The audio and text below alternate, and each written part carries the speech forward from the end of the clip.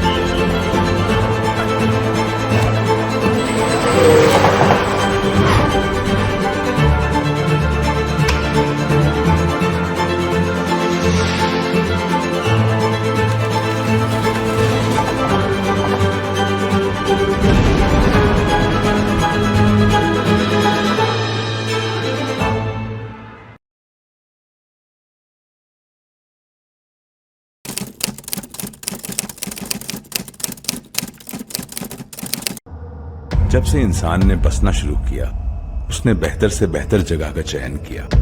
कुछ जगहें टेम्पररी थीं, कुछ परमानेंट, लेकिन उनमें से कुछ ऐसी थीं जहां बस्ती ने सभ्यता का रूप लिया। भोपाल उन्हीं जगहों में से एक है। भोपाल की मिट्टी में वो परतें छुपी हैं जो हजारों साल पुरानी हैं। 1 लाख साल पहले से ये रहने लायक जगह है। अब आप पूछेंगे कैसे है।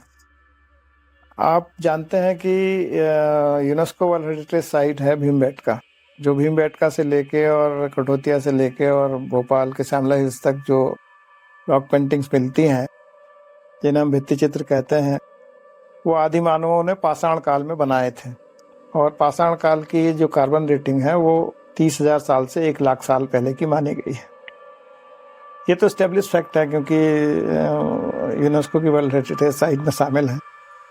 तो मैं इसको ऐसे देखता हूँ कि ये 1 लाख साल पहले से रहने लायक जगह होगी, क्योंकि उस समय का जो आदि मानव है वो रहने की जगह तो बिल्कुल ही जो नेचुरल साइंस है, नैसर्गिक विज्ञान के अनुसार चुनता होगा। जैसे जानवर अपने रहने की जगह चुनता है, जैसे चिड़िया अपना घोंसला बनाने की जगह चुनती है, वैसे ही आदिमानव अपने लिए सबसे बेहतर जो जगह रहने के लिए होगी वो चुनता होगा। तो तब से यहाँ पे बसाहट है, तब से ये रहने लायक है। तो आज हम इस इतनी जबरदस्त विशेषता को इस शहर के साथ जोड़ के बहुत अच्छे से देख सकते हैं, जो किसी दूसरे शहर के पास नहीं है। भोपाल सिटी जो है वो आदिकाल में गोंडवाना एरिया में आता था, और यहाँ पे गोंड ट्राइब्स जो थी वो रूलिंग ट्राइब्स थी, या कह लें कंट्रोलिंग ट्राइब्स थी।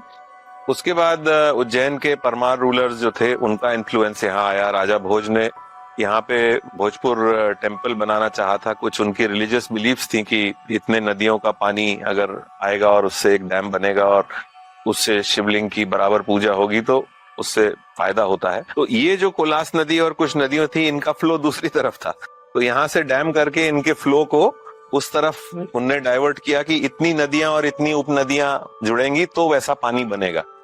वो शुरुआती दौर था भोपाल का। उसके बाद यहाँ गोंड राजा रानियों ने रूल किया। उसके बाद यहाँ पे अफगान्स आए, उन्होंने रूल किया। उसके बाद यहाँ पे इंडिपेंडेंट इंडिया में पहले राजधानी हमारी नागपुर रही, और 56 में जब मध्य प्रदेश बना तो भोपाल को राजधानी के रूप में चुना गया। यहाँ का जो कल्चर है, जैसा मैंने आपको पहले बताया, काफी मिक्स्ड कल्चर है, इसलिए यहाँ पे आपको पूरा इंडिया दिखता है। तो उसी मिक्स कल्चर और उसी हेरिटेज में बहुत सारी चीजें छुपी हुई हैं। भोपाल में कुछ बात तो है, मुझे लगता है शायद कुछ ऐसी खास बात है इसमें कि आप देखेंगे अर्ली ह्यूमन भी यहीं सेटल होना बंद करता। आज से 30,000 50,000 साल पहले भी इंसान ने भोपाल के पास ही अपना बसेरा बनाया। मतलब आप देखिए, राजा भोज को भी अपना एक्सपेरिमेंट करना था तो भोपाल में ही किया। इतना बड़ा लेक, इतनी बड़ी वाटर बॉडी भोपाल में बनाई, one of the biggest man made reservoir. तो कुछ खास बात तो है जो ऐसे शब्दों में बयां करना बहुत मुश्किल है। मुझे लगता है इस शहर में वो सुकून है कि जो आते ही एकदम से महसूस होता है। आप एयरपोर्ट पे आइए, आप रेलवे स्टेशन पे उतरिए, एकदम से लोगों का मन खिल जाता है।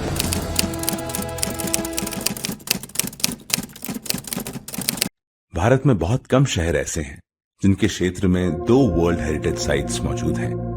भोपाल को ये गौरव हासिल है।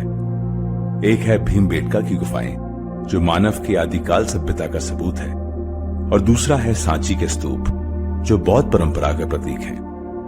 ये दोनों इस बात की गवाही देते हैं कि धरती का ये हिस्सा इंसानों के बसने के लिए हमेशा से उपयुक्त रहा है। आज हम भोपाल को भारत के उच्च क्षमता वाले शहरों में देखते हैं, लेकिन भोपाल का विकास अचानक नहीं हुआ। इसे कई सदियों पहले योजनाबद्ध किया गया था। भोपाल का नक्शा देखिए, इसे समझिए। स्मार्ट सिटी 21वीं सदी में नहीं बनी, बल्कि भोपाल पिछले 1000 सालों से एक स्मार्ट सिटी है। राजा भोज द्वारा बनाए गए तालाब से लेकर आज के मेट्रो प्रोजेक्ट तक दूरदर्शिता का एक सिलसिला है जो भोपाल की धरोहर है। 1100 साल पहले जब परमार वंश यहाँ पे था, राजा भोज, फिर उस समय क्या स्थितियां रही होंगी, इतने 250 स्क्वायर माइल का उनको एक वाटर बॉडी बनानी पड़ी। तालाब था, उसका सोर्स था ये तालाब जिसको हम आज बड़ा तालाब कहते हैं। वो तालाब बनाने की जरूरत क्यों पड़ी होगी उस समय? क्या कोई जलवायु का संकट था, या लैंडलॉक स्टेट होने के कारण यहाँ इस तरह की आवश्यकता आ पड़ी होगी, जो उस समय के लोगों ने इतनी बड़ी वाटर बॉडी बना पाए। और इतनी बड़ी वाटर बॉडी जब बना पाए तो उस समय का जो साइंस है कितना एडवांस होगा, इसको समझें कि वो कहाँ पे पानी रोकने से इतना बड़ी बॉडी बनेगी, इतना बड़ा जलराशि संग्रह होगी। ये कोई आसान काम तो नहीं रहा होगा। इसका मतलब है कि उस समय का विज्ञान उन्नत था। राजा भोज वैसे भी बहुत विद्वान राजा माने जाते हैं। उन्होंने 72 से ज़्यादा ग्रंथ लिखे हैं, जिसमें से सम्रांगण सूत्रधार उनका जो ग्रंथ है वो मेरा फेवरेट है, जिसमें उन्होंने बताया है कि शहर को किस तरीके से प्लान किया जाना चाहिए, शहर की सड़कें किस साइज की होनी चाहिए, शहर की सड़कों का टर्निंग एंगल कितना होना चाहिए, शहर के चारों तरफ किस तरीके से सुरक्षा की दीवार बनाई जानी चाहिए, शहर के बीचों बीच का ब्रह्म स्थान या खुला क्षेत्र कैसा होना चाहिए, आज भी आप गूगल को जूम करके देखोगे तो जो चौक के एरिया है वहाँ पे आपको एक ग्रिड दिखेगी जो स्क्वायरिश ग्रिड है, एकदम आपको चौकोर ग्रिड्स दिखेंगी। जो दरवाजे आज हम जिनको जुमेराती या अलग तरह के दरवाजे हैं ना, जो बाद में जिनके नाम बदल गए होंगे लेकिन इतिहास लंबा होता, वो सब उनके द्वार थे उस समय। और वो सारी रोड्स आप जब उस ग्रिड को देखोगे आज भी तो सब 90 डिग्री पे हैं। अब ठीक है, समय के साथ में वो थोड़ी बहुत चीजें बिगड़ी हैं, लेकिन आज भी उनकी नगर योजना देखी जा सकती है बहुत आसानी से, जिसको चिन्हित किया जा सकता है। हमने उस पर बिल्कुल ध्यान नहीं दिया। हम 1000 साल पुरानी स्मार्ट सिटी हैं। तो स्मार्ट सिटी में मतलब नाम तो कुछ ना कुछ रखा ही जाएगा, तो स्मार्ट सिटी रख दिया गया कि हम लोग भीमबेटका से अपने लिंक्स को हम ट्रेस करें। तो अब ये सोच के देखिए कि जब मोहनजोदाड़ो या हड़प्पा सिविलाइजेशन बना तो उसको सिविलाइजेशन वर्ड लगा इसलिए क्योंकि ऑर्गेनाइज तरीके से हम लोग रहने लगे। तो ऑर्गेनाइज तरीके से रहने में ये इम्प्लिसिट है, मतलब उसमें निहित है कि उसमें पानी का बहाव, सड़कों की व्यवस्था और मूवमेंट का एक, जबकि पब्लिक ट्रांसपोर्ट का कोई कॉन्सेप्ट नहीं था तब भी लोग व्यवस्थित कैसे रहे। तो वहां से चलते चलते शहर बसे, बीच में बदलाव आए, कुछ शहर नहीं रहे। फिर हम लोगों ने देखा कि स्टेबल तरीके से कुछ शहर आज भी सरवाइव कर रहे हैं जो 2, 3, 4 हजार साल, 5000 साल भी पुराने हैं। इस बीच में यूरोप में और कई देशों में कुछ अच्छे शहर बने जहाँ पे लोग सुविधाजनक तरीके से रहते हैं। तो अच्छे शहर की परिभाषा में एक तो इंफ्रास्ट्रक्चर है जिसमें जो मूलभूत चीजें हैं, रोड अच्छे हों, थोड़ी स्ट्रीट लाइट आजकल जरूरी है तो स्ट्रीट लाइट भी अच्छा हो, और जो सीवरेज पानी की व्यवस्था वो पूरी हो। इसके साथ में क्वालिटी ऑफ लाइफ का भी एंगल कि वहाँ प्रदूषण नहीं हो, बहुत ज्यादा हरियाली भी हो, हर उम्र के लोगों के लिए कोई जगह हो, बच्चों के लिए भी खेलने की जगह हो, बुजुर्गों के लिए भी जगह हो। तो ये एक ब्रॉड कॉन्सेप्ट पे सब लोग अग्री कर रहे हैं। स्मार्ट सिटी उसी में टेक्नोलॉजी के यूज का एक माध्यम बना कि किस प्रकार से जो हमारे सिटी पहले से एग्जिस्ट कर रहे हैं उनमें कुछ ब्राउनफील्ड डेवलपमेंट करके, कुछ नए प्रोजेक्ट लेकर और टेक्नोलॉजी को बड़े रूप में यूज करके हम शहरों की स्थिति को बेहतर बनाएं।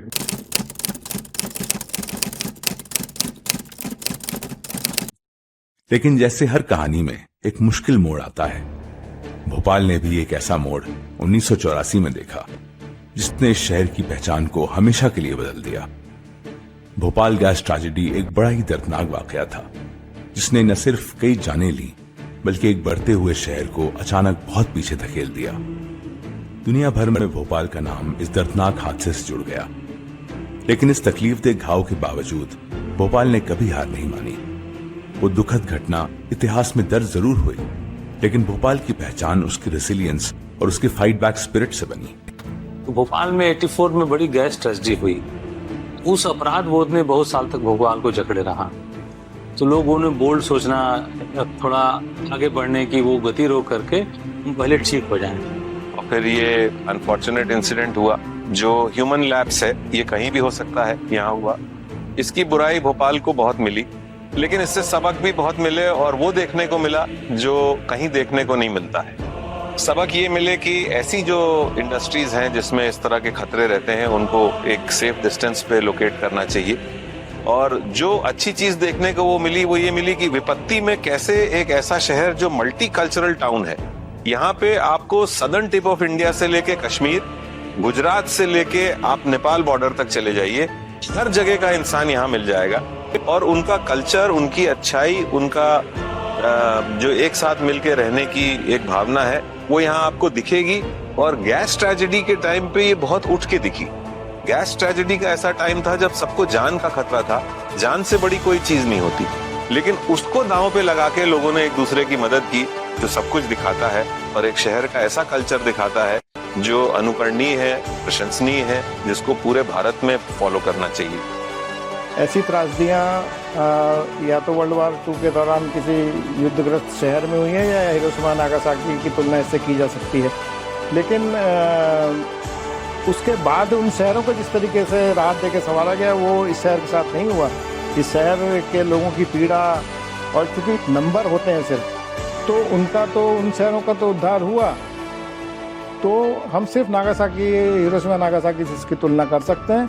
और हमें राहत के नाम पे, मैं तो ये मानता हूँ, कुछ नहीं मिला इस शहर को। इस शहर का हक है, यहाँ की जनता को ही ये हक हासिल है कि उन्होंने इस जीवटता से लड़कर इतनी बड़ी त्रासदी को पीछे रख के खड़े होने की कोशिश की और खड़े हुए। लेकिन सरकारों की तरफ से या उस कंपनी की तरफ से जिसका ये अपराध था, कुछ हासिल इस शहर को नहीं हुआ है। तो आज ये शहर अपना हक मांग रहा है और उसे मिलना चाहिए।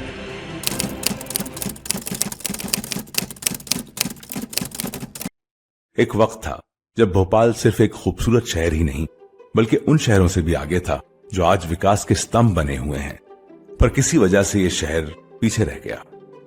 जयपुर, इंदौर, पुणे, हैदराबाद और कोची जैसे शहर जो कभी भोपाल से कम विकसित हुआ करते थे, आज अपनी पूरी संभावनाएं साकार कर चुके हैं। जब ये शहर अपनी पहचान और विकास को नए आयाम दे रहे थे, तब भोपाल एक नई शुरुआत ढूंढ रहा था। जयपुर ने अपनी संस्कृति और अपनी धरोहर को अपनी शक्ति बनाया और आज एक वैश्विक पर्यटन स्थल के रूप में जाना जाता है। इंदौर ने सफाई को अपनी शान बनाया और आज भारत का सबसे साफ शहर है। कोची ने इको टूरिज्म को केंद्र बनाकर दुनिया भर से पर्यटकों को आकर्षित किया। पुणे भारत का शिक्षा और औद्योगिक केंद्र बन चुका है, जहां आईटी, ऑटोमोबाइल और मैन्युफैक्चरिंग उद्योगों का विकास तेजी से हो रहा है। हैदराबाद अपनी आईटी और स्टार्टअप इंडस्ट्री के लिए जाना जाता है और दुनिया की सबसे बड़ी टेक कंपनियों का घर बन चुका है।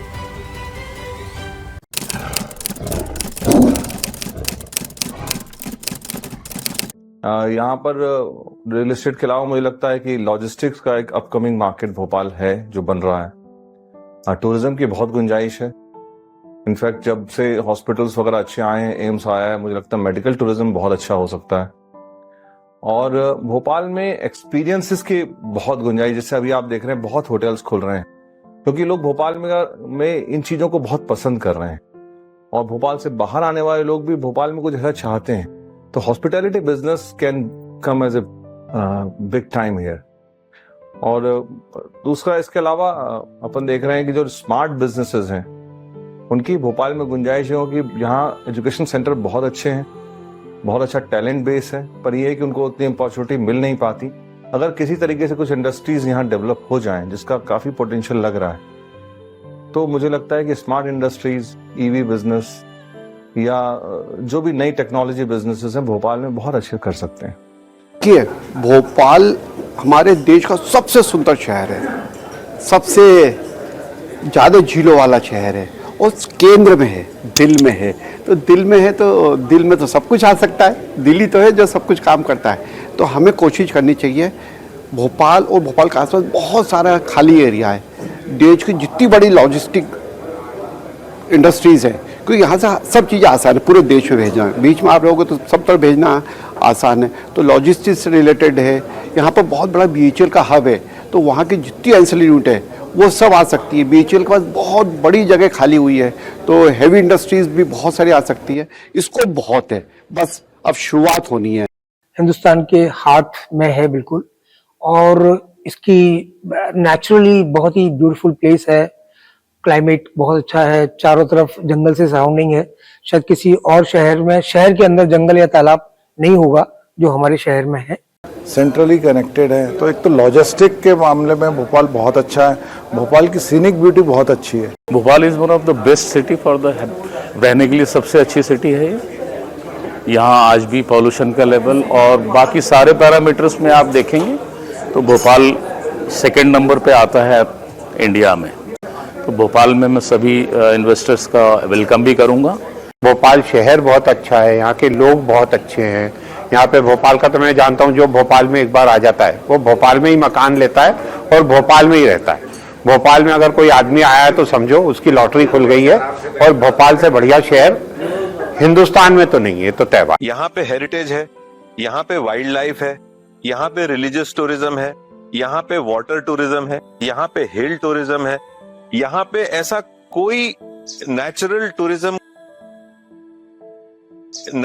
टूरिज्म का वो नहीं होगा बर्फ के अलावा या डेजर्ट के अलावा जो यहाँ ना हो भोपाल या भोपाल के आसपास। तो ये एक इतनी बड़ी इंडस्ट्री है टूरिज्म जिसको हम बोलते हैं कि इसमें से कोई एक चीज अगर किसी प्रदेश के पास है तो उसने अपना नाम राष्ट्रीय लेवल पे आज बना लिया है कि साहब अगर एनालिसिस देखना है तो राजस्थान आइए, अगर जंगल देखना है तो जिम कॉर्बेट आइए।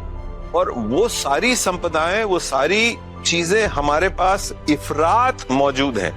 कल्चरली मल्टी कल्चरल हमारे पास बिल्डिंग्स, मॉन्यूमेंट्स, हिस्टोरिकल चीजें, रिलीजियस चीजें, दो यहाँ पे ज्योतिर्लिंग हैं, फॉरेस्ट हैं, टाइगर टूरिज्म है, इस तरह के एडवेंचर टूरिज्म के पॉइंट्स हैं, डैम्स हैं, वाटर बॉडीज हैं।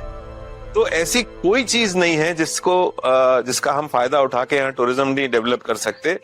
और टूरिज्म से जो जॉब डेवलप होते हैं उसका कोई कंपैरिजन नहीं है। टूरिज्म से जो स्टेट को बेनिफिट्स मिलते हैं उसका कोई कंपैरिजन नहीं है। खासकर जैसे मैंने आपको बताया रिलीजियस टूरिज्म और टाइगर टूरिज्म है, ये बहुत ही जंगली इलाकों में और पिछड़े इलाकों में होता है। तो यहाँ का जो लोकल आदमी होता है उसको एम्प्लॉयमेंट इससे मिलता है। तो उस एम्प्लॉयमेंट का जो फायदा है वो कहीं और आप नहीं दे पाओगे। लेकिन ऐसी जगहों पे जब टूरिज्म को आप डेवलप करोगे तो उस आदमी को तुरंत यहाँ पे एम्प्लॉयमेंट मिल जाता है, नौकरी मिल जाती है। इसलिए इसको डेवलप करना बहुत जरूरी है। और ये सब हमारे पास इतना ज्यादा है कि शायद हमने उसकी उतनी कदर नहीं की। जिनके पास कम है वो ज्यादा करके आगे निकल गए। अब हमें आगे निकलने की आवश्यकता है। कुछ सरकारें सोशल सेक्टर चाहती हैं, कुछ सरकारें डेवलपमेंट ओरिएंटेशन चाहती हैं। आज की स्थिति में सोशल सेक्टर के सारी सरकारों ने पूरे देश में देखता हूँ कि वो सब कुछ दे दिया जो एक आम या गरीब आदमी को होता है। तो अगला दौर जो है वो इंफ्रास्ट्रक्चर इसी का दौर है, क्योंकि अब शहरों की पहचान बनेंगे इंफ्रास्ट्रक्चर से, ब्रिजेस से, हाईवेज अच्छे होंगे, चौड़े होंगे। क्योंकि ऑटोमोबाइल की पॉपुलेशन पिछले 30 साल में अगर 100 से 200 हुई थी तो आने वाले 40 साल में वो 200 से 2 लाख पहुंच जाएगी। ऑटोमोबाइल पॉपुलेशन की ग्रोथ पूरे विश्व में सबसे ज्यादा मध्य भारत में हुई है। उसका कारण है कि फंडिंग इजीली अवेलेबल है। इसलिए हमको सबसे ज्यादा सड़क मूवमेंट पे, फ्लाईओवर्स पे, ब्रिजेस पे ध्यान देना चाहिए। और निश्चित रूप से भोपाल के हर नागरिक जिस तरह के लड़ाई निरंतर प्रयास कर रहा है, प्रयास करेगा, ये नए स्वरूप में आएगा। लेकिन ये लड़ाई शब्दों की या कमरे में बैठ के करने के लिए हमें हर उस दरवाजे को खटखटाना होगा जहाँ से निर्णय लिए जाते हैं कि शहर कैसे डेवलप हो। जीएसटी के बाद कॉस्ट कटिंग के लिए, किसी भी प्रोडक्ट की कॉस्ट कटिंग के लिए सिर्फ एक ही जरिया बचता था कि आप लॉजिस्टिक कॉस्ट कैसे कम कर पाएंगे। तो सबसे बड़ा लैंडलॉक एरिया होने के कारण और सबसे ज़्यादा अर्बन फुटप्रिंट होने के कारण, क्योंकि 23 से ज़्यादा मिलियन प्लस आबादी के शहर इस रेडियस में आते हैं। आज इस रिसर्च में हमने ये पाया। तो हमसे बेहतर तो शहर कोई नहीं हो सकता था लॉजिस्टिक्स के लिए। तो अगर आप अर्बन डेवलपमेंट सेक्टर को प्रमोट करते हैं तो उसमें कोई एक बिल्डर या वो प्रमोट नहीं होता। वो वहां काम करने वाला जो गार्ड है, मिस्त्री है, लेबर है, वहां तक एम्प्लॉयमेंट जाती है। तो जो गवर्नमेंट्स नहीं कर पा रही हैं वो गवर्नमेंट्स कर लेंगी इनके माध्यम से। टूरिज्म में भी यही है। वो कहां साहब मड़ई जंगल में कौन काम कर रहे हैं वहां पे? वहां के गांव वाले। वैसे ही रिलीजियस पॉइंट्स हैं आपके पास। ओमकारेश्वर, महाकाल वगैरह का डेवलपमेंट देख के आपको नहीं लगता कितना पोटेंशियल है? करिए। ऐसे अनलिमिटेड स्कोप। और जो आपकी 2 वर्ल्ड हेरिटेज साइट्स हैं उसमें से ये वाली जो बुद्धिस्ट साइट है, स्तूपा वाली, इसको अगर आप बुद्धिस्ट कंट्रीज से लिंक करेंगे तो फेंकेगा पैसा, जैसा अरब में फेंकता है मक्के के लिए, फेंकेगा पैसा, वो देंगे आपको। तो बस उनको वेलकम करना है सही तरीके।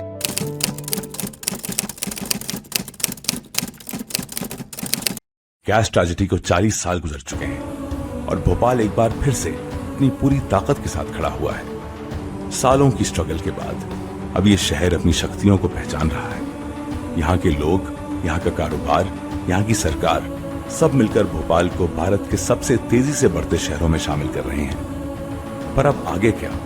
सवाल यह है कि क्या भोपाल भारत का नया लॉजिस्टिक्स कैपिटल बन सकता है? क्या भोपाल अपनी पहचान को और बड़ा बना सकता है? क्या हम ब्रांड भोपाल को वैश्विक परिदृश्य पर प्रमुख बना सकते हैं? क्या भोपाल भी विकसित भारत के साथ विकसित भोपाल बन सकता है? निसंकोच इसका जवाब एक ही है, हाँ।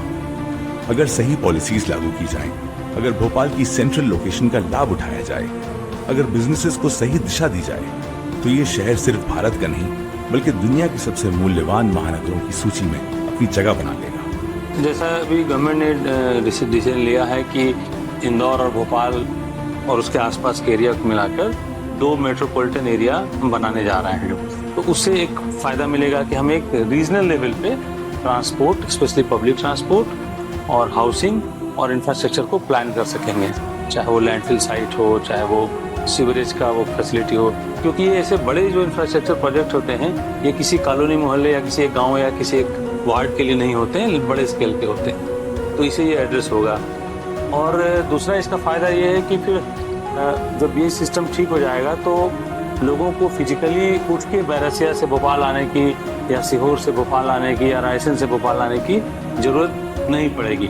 उनके आसपास भी अच्छे टाउनशिप डेवलप हो सकते हैं जिससे वो लोग वहीं रहें और कम समय में 20 या 25 मिनट में ट्रैवल करके वो भोपाल आ सकें और अपना काम कर सकें। मेट्रो शुरू हो जाएगा, हाउसिंग का काम तेज़ी से चल रहा है, तो शहरों में ये बदलाव लाना पड़ेगा कि हमें थोड़ा हाई राइज जाना होगा, थोड़ी हरियाली बढ़ानी होगी और जो हमारा कमिटमेंट है वो रहेगा तो कमाल का भोपाल बनेगा।